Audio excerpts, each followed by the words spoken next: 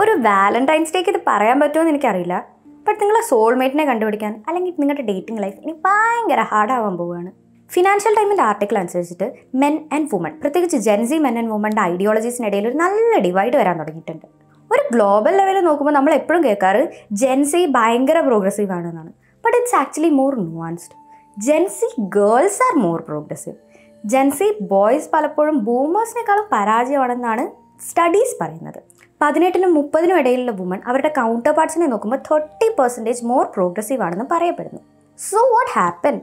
കുറേ പേര് പറയുന്നു മീറ്റു മൂവ്മെൻ്റ് ആണ് ഇതിന് കാരണം എന്നുള്ളത്. കാരണം വുമണിന് അവർ ഒളിഞ്ഞിരുന്നിരുന്ന് അവരുടെ വോയിസ് പുറത്തെടുക്കാൻ പറ്റിയ ഒരു ടൈമായിരുന്നു അത്. ആൻഡ് വേറൊന്നാണ് education. For building an equal and understanding work space, completing college എത്രത്തോളം ഇമ്പോർട്ടൻ്റ് ആണ് എന്നുള്ളത് ഇപ്പം നല്ലോണം നമ്മൾ കാണുന്നൊരു സാധനമാണ്.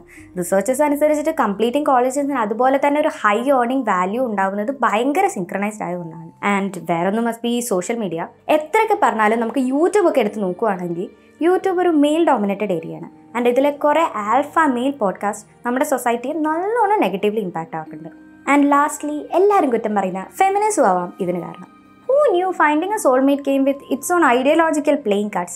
Swipe left for conservatism, swipe right for progressiveness. And dating gods നിങ്ങളുടെ ഒപ്പം ആവട്ടെ. ഇതൊക്കെ പറഞ്ഞുകൊണ്ട് and in the other side, this is Devika signing off.